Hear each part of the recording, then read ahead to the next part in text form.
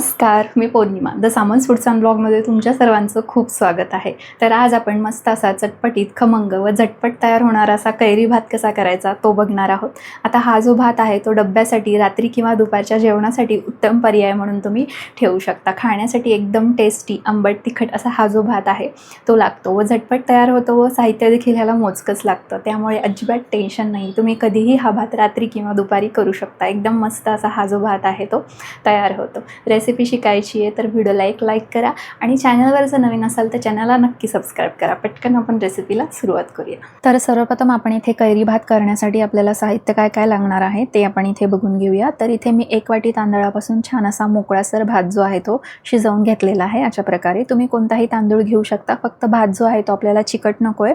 छान असा मोकळा भात जो आहे तो आपल्याला इथे शिजवून घ्यायचा आहे. तर इथे 1 टेबलस्पून एवढे शेंगदाणे घेतलेले आहेत. त्यानंतर 1 टेबलस्पून चण्याची डाळ घेतलेली आहे. अर्धा चमचा मोहरी व अर्धा चमचा जिरे घेतलेले आहेत. त्यानंतर अर्धा चमचा इथे उडदाची डाळ घेतलेली आहे. 5 ते 6 मिरच्या उभ्या आकारामध्ये अशा प्रकारे कापून घेतलेल्या आहेत. त्यानंतर 1 छोटा कांदा पातळ असा उभ्या आकारामध्ये कापून घेतलेला आहे. त्यानंतर अर्धी वाटी इथे कैरी जी आहे ती मी खिसून घेतलेली आहे. जाड खिसणीनेच खिसून घेतली आहे. त्यानंतर इथे अर्धा चमचा आपल्याला हळद लागणार आहे. 10 ते 15 इथे कढीपत्त्याची पानं घेतलेली आहेत. चिमूटभर हिंग लागणार आहे. त्यानंतर इथे कोथिंबीर घेतली आहे मूठभर. 2 टेबलस्पून इथे मी घेतलेला आहे तेल. त्यानंतर 1/4 TSP लाल तिखट व 1/4 TSP धण्याची पावडर घेतलेली आहे. चवीप्रमाणे मीठ घ्यायचं आहे व अर्धा चमचा इथे मी साखर घेतलेली आहे. कारण आपण कैरी जी आहे ती छान अशी आंबट घेतलेली आहे.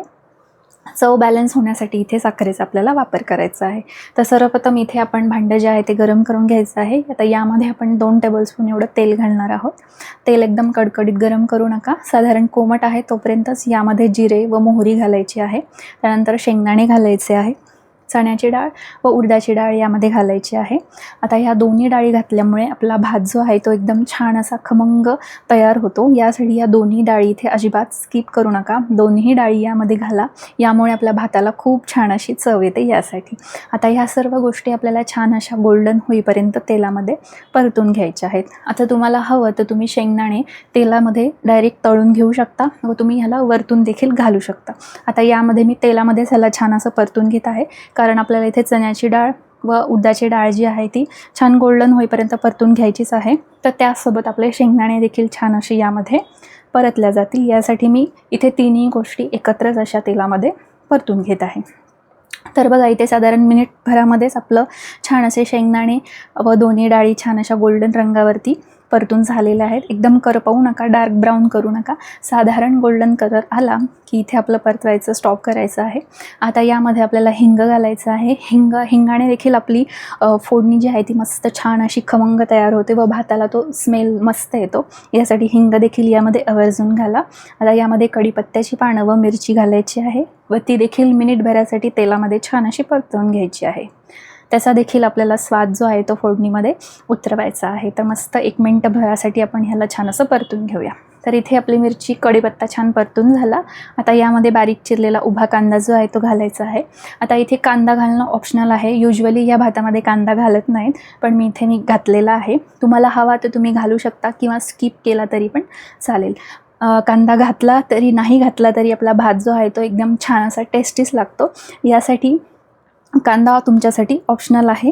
हवा तर तुम्ही घालू शकता किंवा नाही घातला तरी चालेल. आता कांदा इथे आपल्याला एकदम असा डार्क काळा करायचा नाही आहे. साधारण हलका गुलाबी रंगावरती हा जो कांदा आहे तो आपल्याला इथे परतवून घ्यायचा आहे.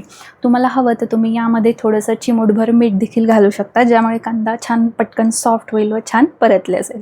तर हे बघा इथे साधारण 2 मिनिटामध्ये आपला कांदा हलका गुलाबी रंगावरती मी छान असा परतून घेतलेला आहे. जास्त असा डार्क काळा वगैरे केलेला नाही आहे, कारण त्यामुळे आपल्या भाताची रंग जो आहे तो चेंज होऊ शकतो. यासाठी आता यामध्ये हळद घालायची आहे व कैरी घालायची आहे. आता इथे कैरी जी आहे ना ती मी भरपूर म्हणजे आंबटच कैरी आहे. त्यामुळे आपल्याला इथे कैरीचं प्रमाण घेताना लक्षात ठेवायचं आहे. जर तुम्ही 1 वाटी तांदूळ घेत असाल तर त्याच वाटीने अर्धी वाटी इथे आपल्याला आंबटसर अशी पूर्ण कैरी असेल तर ती अर्धी वाटी कैरी इथे आपल्याला बारीक खिसलेली घ्यायची आहे. जर साधारण कैरी गोडसर असेल तर तुम्ही त्याप्रमाणे तुमच्या चवीनुसार तुम्ही इथे कैरीचं प्रमाण ॲडजस्ट करू शकता, कमी जास्त करू शकता. आता ही कैरी जी आहे ती आपल्याला तेलामध्ये छान अशी परतवून घ्यायची आहे, म्हणजे त्यातला थोडासा कच्चटपणा जो आहे तो निघून जातो यासाठी. आता इथे आपल्याला खिसूनच घालायची आहे. तुम्ही जर चॉप करून जर कैरी यामध्ये घातली ना तर त्याची चव थोडीशी वेगळी लागेल व ते खाताना दाताखाली आपल्याला कचकचीत लागेल. यासाठी इथे कैरी आपल्याला खिसूनच घ्यायची आहे. आता यामध्ये मी मीठ देखील घातलेलं आहे, म्हणजे कैरी जी आहे ती पटकन अशी छान सॉफ्ट होईल यासाठी. आता यामध्ये आपण शिजवून घेतलेला भात जो आहे तो घालून घेऊया व तो देखील यामध्ये छान असा मिक्स करून घेऊया. आता इथे आपण जसा कैरी भात करतोय त्याच प्रकारे तुम्ही लेमन राईस देखील इथे करू शकता, म्हणजे लिंबू भात. आता तो देखील भात जो आहे तो खाण्यासाठी एकदम टेस्टी लागतो. जसा हा आंबट मस्त लागतो भात तसाच तो देखील लागतो, फक्त लिंबू जे आहे ते छान असं आंबट पाहिजे. आता इथे दिलेल्या प्रमाणामध्ये जसं आपण अर्धी वाटी कैरी घेतली त्याच प्रमाणामध्ये तुम्ही एवढ्या प्रमाणात जर भात करत असाल तर तुम्ही 2 लिंब यामध्ये घालू शकता. यापासून तुमचा लिंबू भात देखील तयार होऊ शकतो. तो देखील खाण्यासाठी मस्त टेस्टी असा लागतो जसा हा भात लागतो. आता तुम्ही जर नैवेद्यामध्ये हा भात करत असाल तर आपण नेहमीप्रमाणे जर मसाले भात करतोच, पण त्याऐवजी तुम्ही कधीही ते कैरी भात किंवा लिंबू भात देखील करू शकता. दोन्ही भात खाण्यासाठी एकदम टेस्टी व मस्त लागतात. आता हा जो भात आहे तो व्यवस्थित छान असा मी इथे मिक्स करून घेतला. आता यामध्ये आपण शेवटी लाल तिखट आणि धण्याची पावडर जी आहे ती घालून घेऊया, मिक्स करून घेऊया व यामध्ये आपल्याला चवीपुरती थोडीशी साखर घालायची आहे कैरीची चव बॅलन्स होण्यासाठी. आता ह्यालाही मिक्स करून घेऊया, यावरती झाकण ठेवूया व ह्याला छान अशी एक वाफ काढून घेऊया.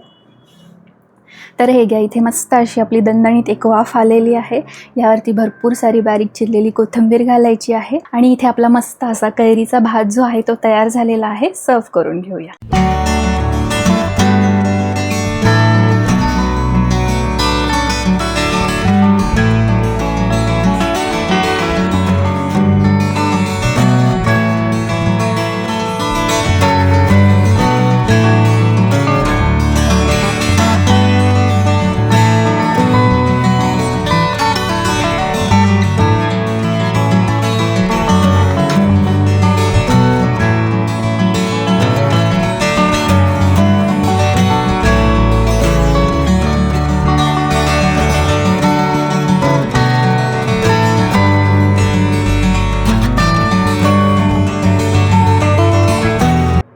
तर अशा प्रकारे मस्त चटपटीत व झटपट तयार होणारा असा आंबट तिखट चवीचा आपला कैरी भात जो आहे तो इथे तयार झालेला आहे. तुम्हीही एकदा ही रेसिपी नक्की ट्राय करून बघा. नेहमीच्या मसाले भातापेक्षा ही रेसिपी तुम्ही एकदा ट्राय करा व कशी वाटली ती कमेंट करून नक्की कळवा. व्हिडिओ जर आवडला तर व्हिडिओला लाईक करा, शेअर करा आणि सबस्क्राईब करायला विसरू नका. शेजारच्या बेल आयकॉनवरती क्लिक करा, म्हणजे असेच नवीन व्हिडिओचे अपडेट तुमच्यापर्यंत येत राहतील. तर चला भेटूया नेक्स्ट व्हिडिओमध्ये. तोपर्यंत धन्यवाद.